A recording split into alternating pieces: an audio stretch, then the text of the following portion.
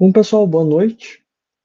A gente vai continuar agora aqui, né, a nossa análise empresarial, né, que fizemos primeiro uma análise setorial, justamente do setor de aeroespacial e defesa, e agora a gente vai ir para uma das empresas, né, que estão nesse setor, que no caso é a Embraer, né.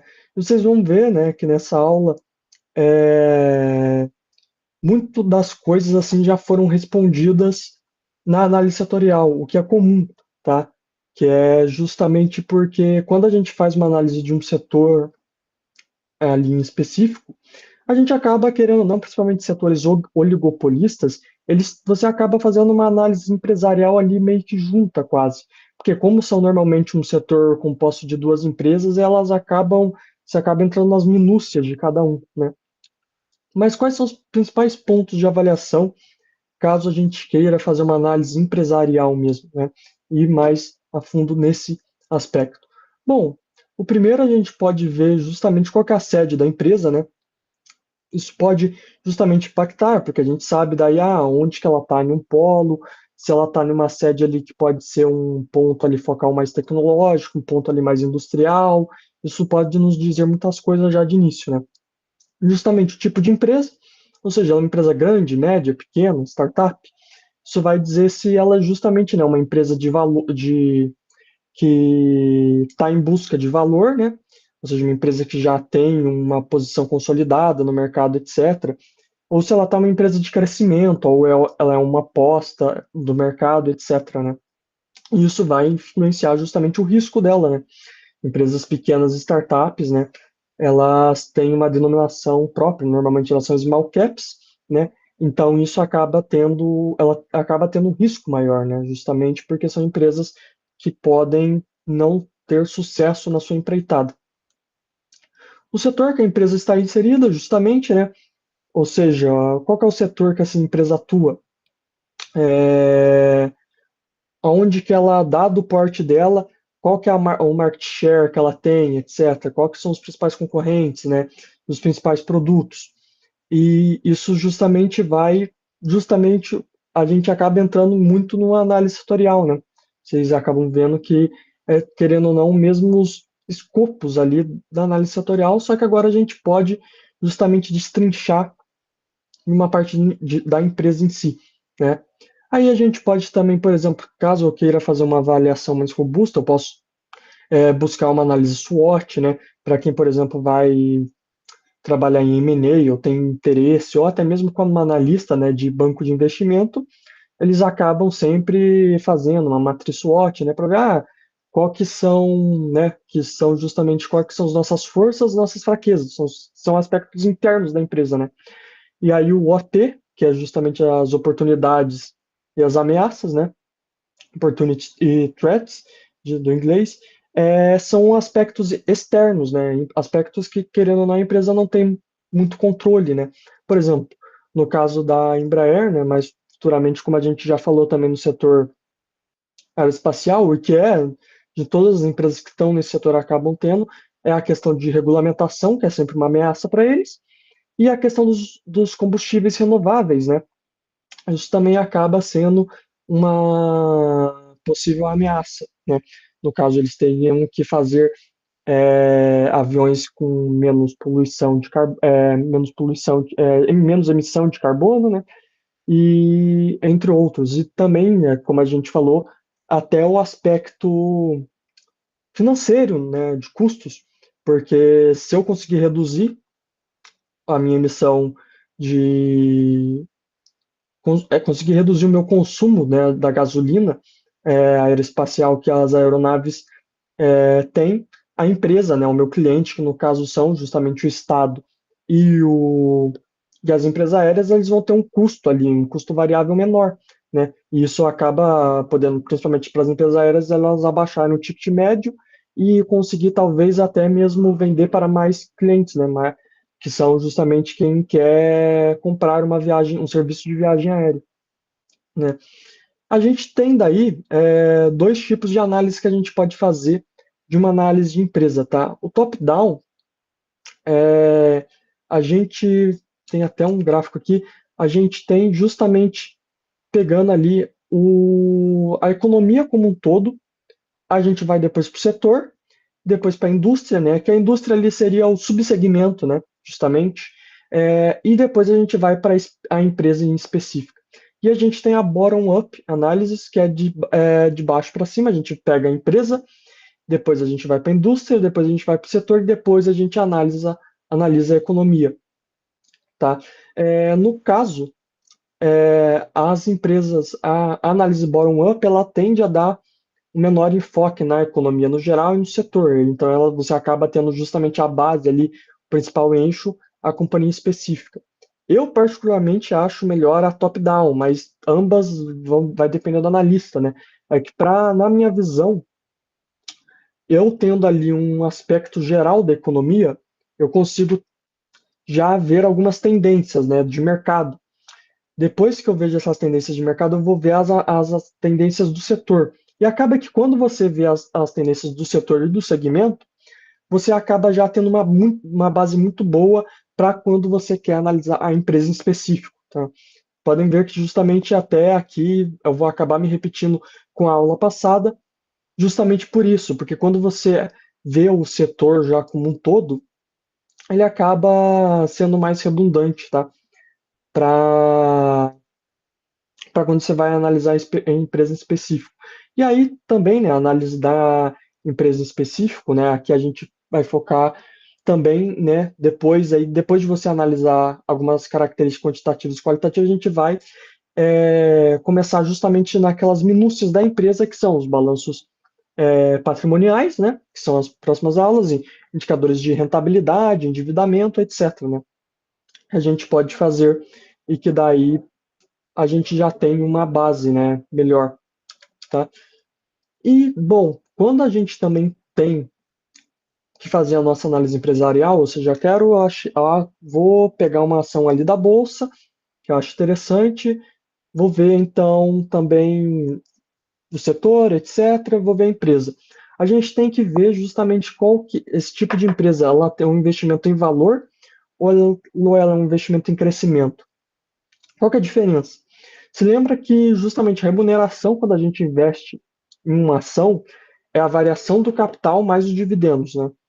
Então, alguns investidores vão focar mais numa maximização do dividendo e outros vão maximizar a variação de capital.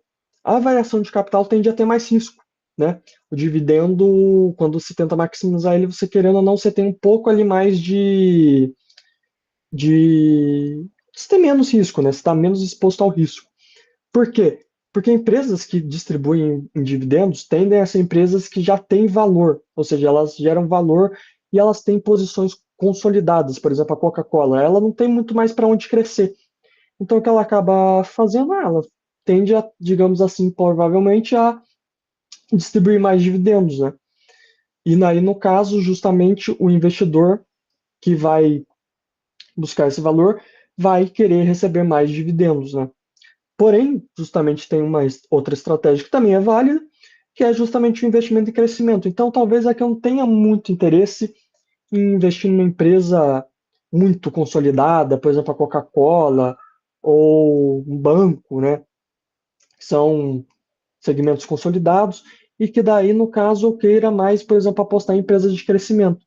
Qual que é o bom disso? É que eu tenho um retorno ali que pode ser muito grande, né? Eu posso, por exemplo, ter comprado uma ação a R$ 5, por exemplo, vender ela depois a 20, né? É uma valorização muito grande, né? No caso, seria o triplo quase de lucro, né? Então, é justamente algo ali que pode ser uma estratégia. No caso, justamente, é sempre bom ter um balanceamento ali na carteira de ambos, né? Que, no caso, ter um pouco de empresas que se investem em valor, mas também investimento e crescimento. Mas também você optar só por uma estratégia não está de todo errado, tá? Mais aí um perfil do investidor, né? Justamente. E justamente, né, a gente tem daí algumas características das empresas. Justamente a gente tem algumas segmentações que normalmente vocês vão ver aí em notícias, etc.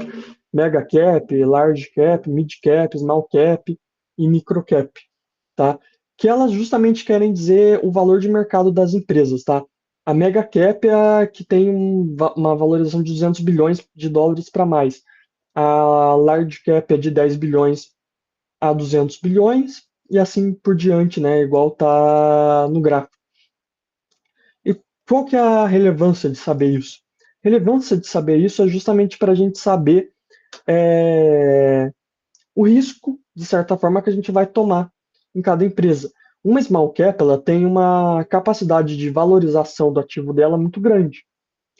Só que o ativo dela pode virar pó, né? Então, porque se ela é uma startup, por exemplo, que não foi para frente, a ideia dela não funcionou, muito provavelmente em algum momento ela vai provavelmente contrair dívidas, ela vai não conseguir gerar lucro e daqui para frente daí provavelmente a ação dela cada vez mais caia porque os investidores vão acabar vendendo o papel dela, eles vão se desfazer, a empresa não tem perspectiva de gerar lucro, ela acaba não tendo aquela previsão de gerar um dividendo futuro. Então eu vou me desfazer dela porque eu não vou ganhar nem com variação de capital nem com dividendo, né? Só que o que acontece? Justamente se uma small cap, por exemplo, ela tem daqui, por exemplo, ela tem normalmente períodos, né, de maturação, é, e acabando, por exemplo, assim, se ela conseguir justamente daqui, por exemplo, 5 anos, ela teve prejuízo por 4 anos, mas aí depois ela começou a dar lucro. A ação dela tende a valorizar, né? E aí, no caso, essa valorização, essa variação no capital é muito grande. Normalmente, small caps, mesmo quando elas começam a ter lucro também, elas não tendem a distribuir muitos dividendos, elas distribuem um mínimo ali, normalmente que ela é obrigada legalmente a fazer.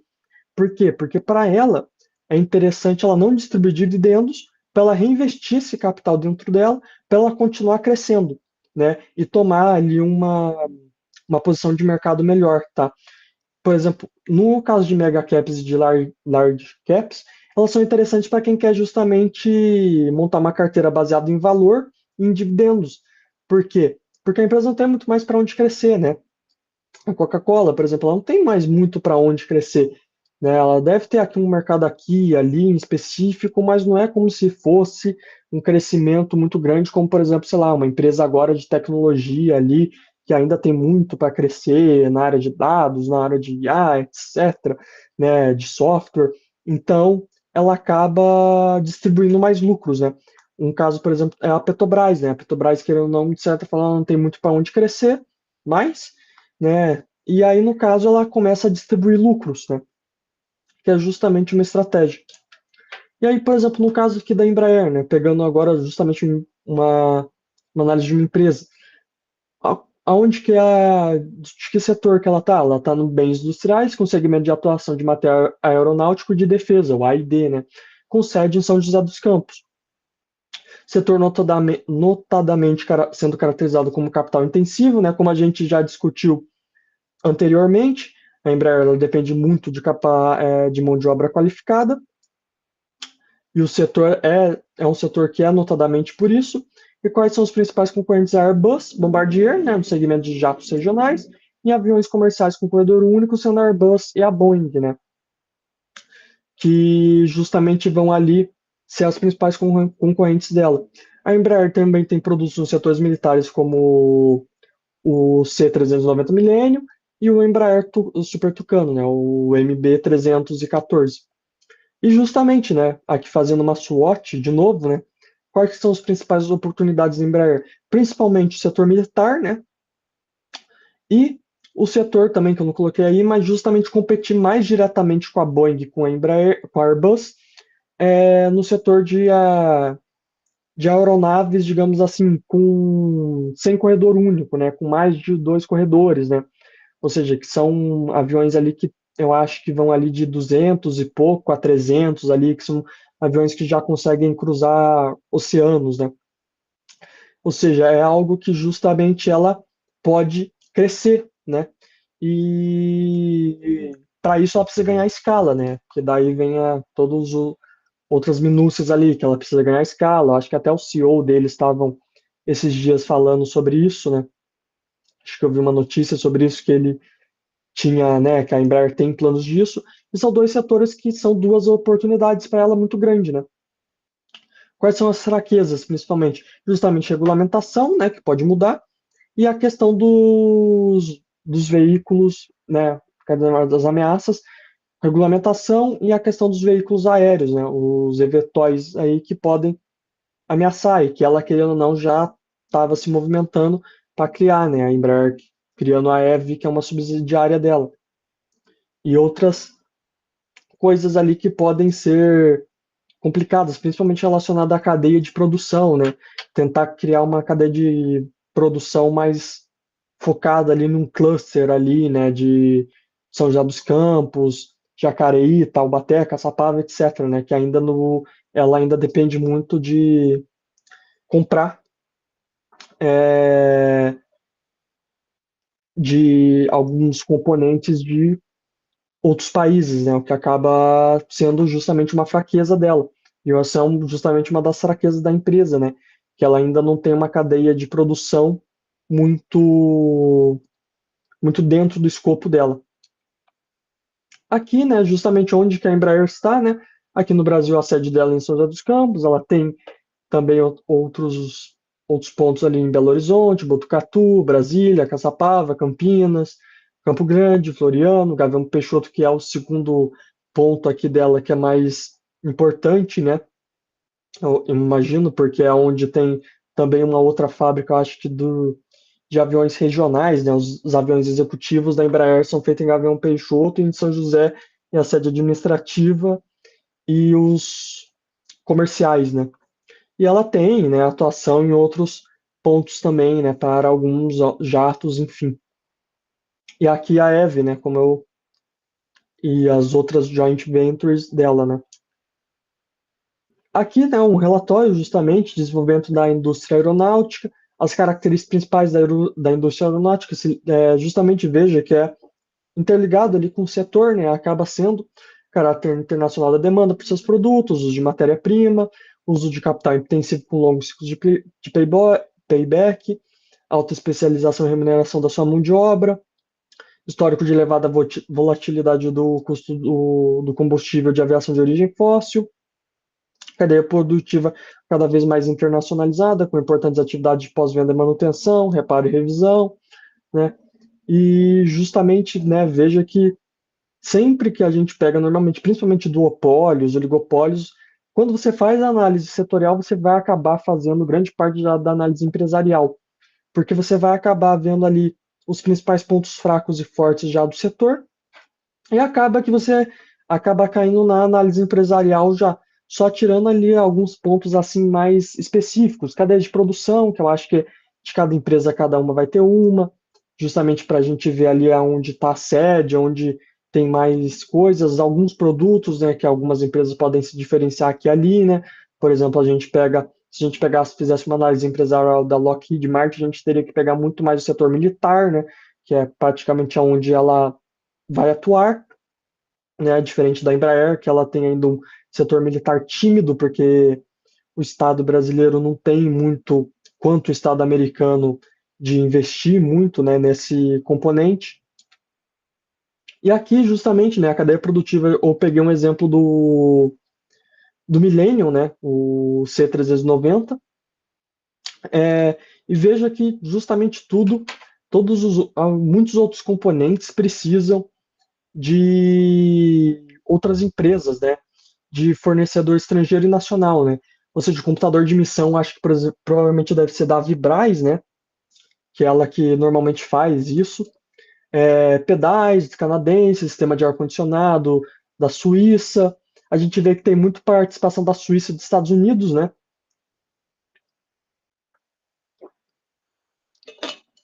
Porque como a gente viu até na análise setorial, um dos relatórios nos dizia exatamente isso, né? Que os Estados Unidos ele tem uma cadeia ali produtiva dos fornecedores deles mais interligadas, maiores. Então a gente acaba que alguns componentes são estadunidenses, né? Por exemplo, os próprios motores hoje que vão na maior parte dos jatos da Embraer são normalmente feitos pela GE, pela Rolls-Royce, né, que são empresas americanas, né. Aqui, né, trazendo também mais de novo, mais da cadeia produtiva da Embraer, fornecedores de componentes e matérias-primas, né? A Embraer conta com uma ampla gama de fornecedores de matérias-primas, como alumínio, titânio e compósitos, bem como de componentes eletrônicos e sistemas de aeronaves. Entre os fornecedores locais destacam-se empresas como a Avibras e a Caer, que fornecem partes estruturais e sistemas eletrônicos. A, Vi, a Vibraz, né, que ficava lá também em São José. A Caer, eu acho que fica, não tenho certeza, mas eu acho que ela fica em Itajubá, se eu não me engano, mas não tenho certeza. E veja justamente, né, como a empresa é interessante ela formar esses clusters e ter fornecedores locais, porque é interessante para, óbvio, você não vai conseguir tudo que seja local, é impossível, ainda mais quanto mais o produto é de alto valor agregado, mais difícil fica para a empresa produzir tudo no mesmo local, né? Mas é importante ter alguns componentes chaves que realmente são produzidos lá para reduzir custos e evitar justamente que ela fique exposta a risco, né?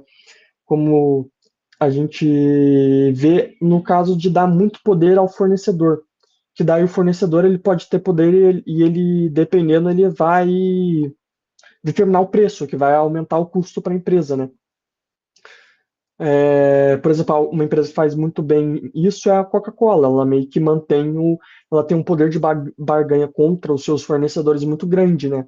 E isso acaba favorecendo a empresa. A montagem e integração, né? Em São José dos Campos, a Embraer realiza a montagem final de suas aeronaves. Esse processo envolve a integração de milhares de componentes que são fabricados, tanto internamente quanto por fornecedores locais, né? A Vibraz realmente sempre está envolvida, principalmente no setor dos componentes eletrônicos, né?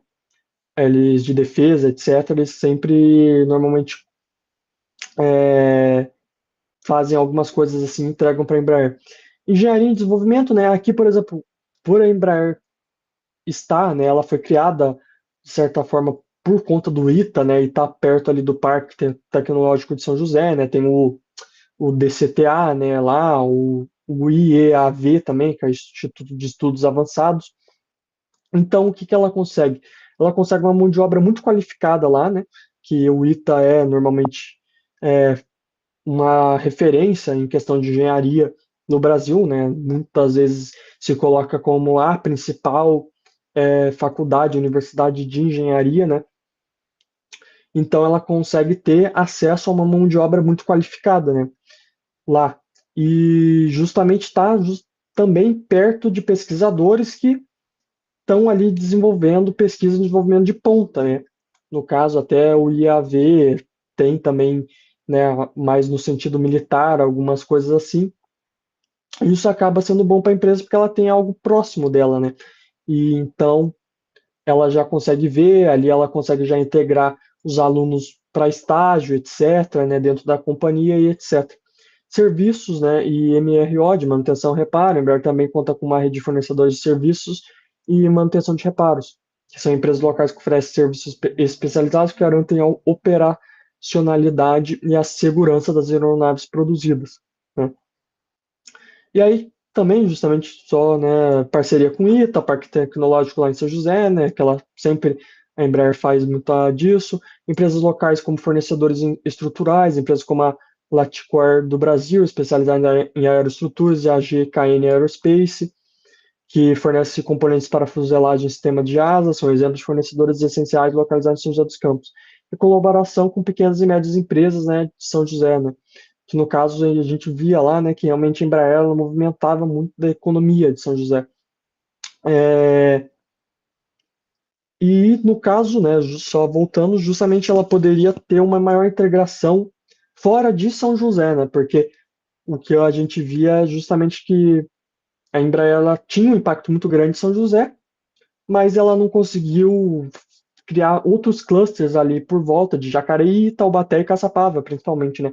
Que são cidades perto ali de São José que ela poderia melhorar isso e poderia até ser uma oportunidade para a empresa, né?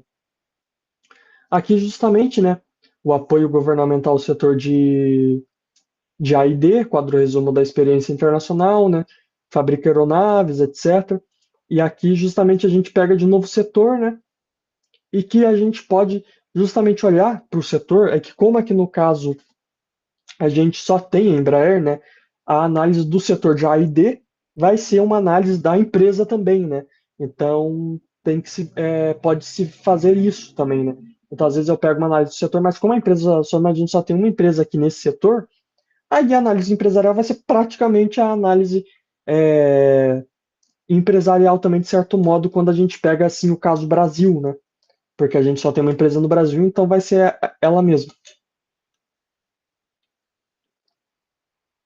E justamente, né, aqui eu trouxe de novo o apoio governamental ao setor do A&D e que justamente porque isso pode ser uma oportunidade para a empresa, né?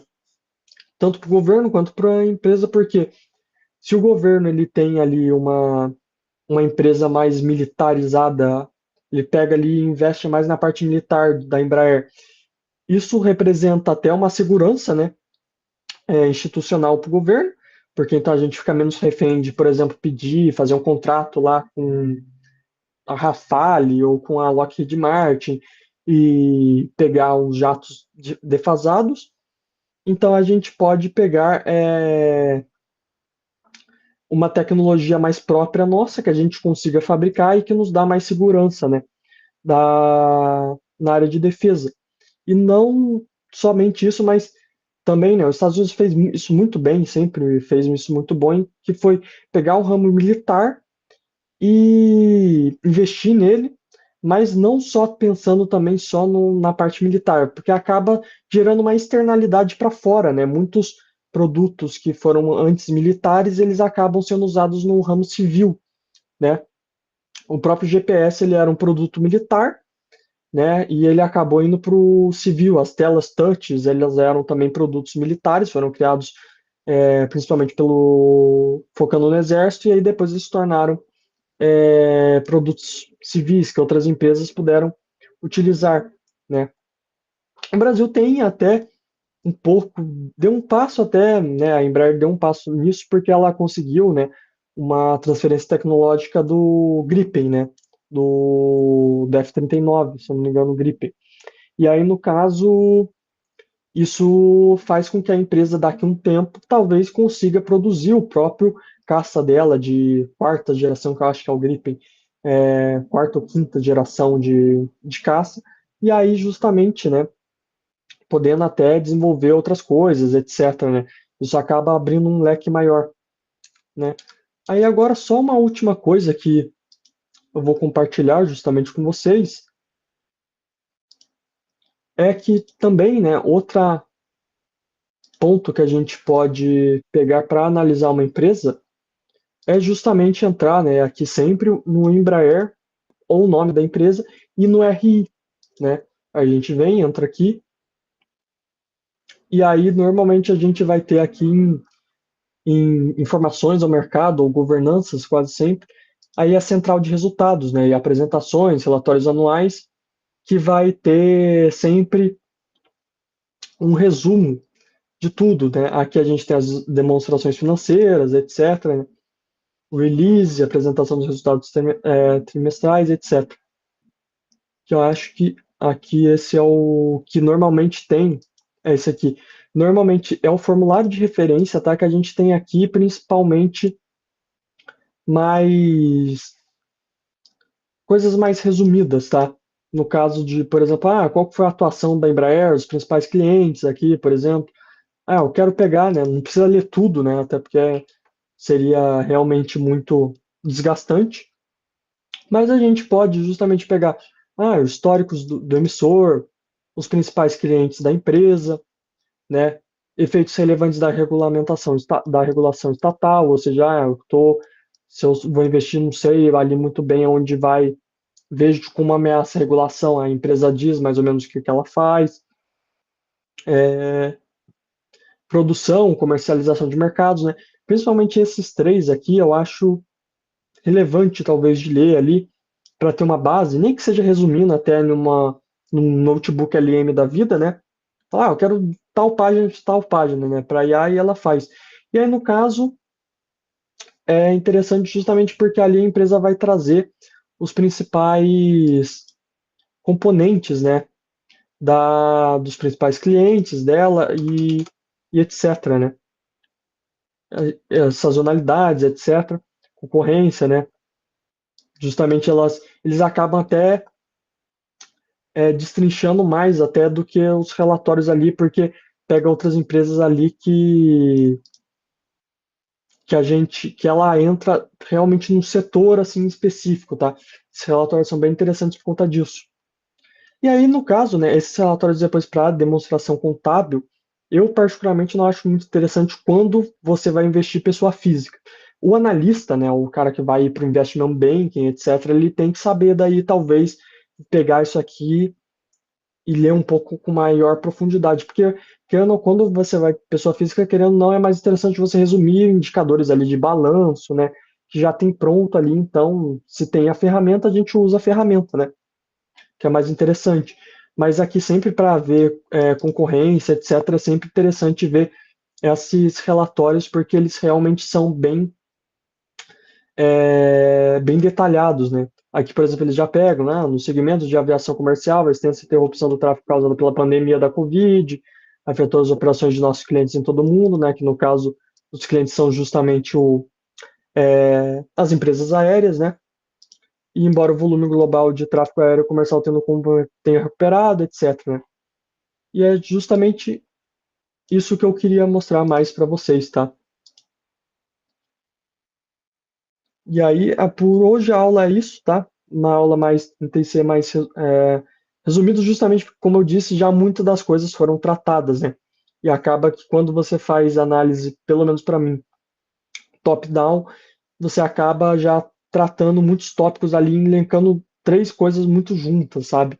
Principalmente em mercados oligopolistas e de duopólio, porque como são três, quatro empresas, então tem menos coisas para se ver, tá?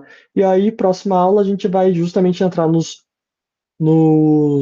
demonstrativos contábeis, né? Principalmente o balanço patrimonial e a DRE em um primeiro momento, e aí depois partir para os indicadores, né? ROI, ROA, etc, né? Margem, PL, etc. E é isso, pessoal. Muito obrigado pelo tempo de vocês. Obrigado, Gabriel. Boa noite.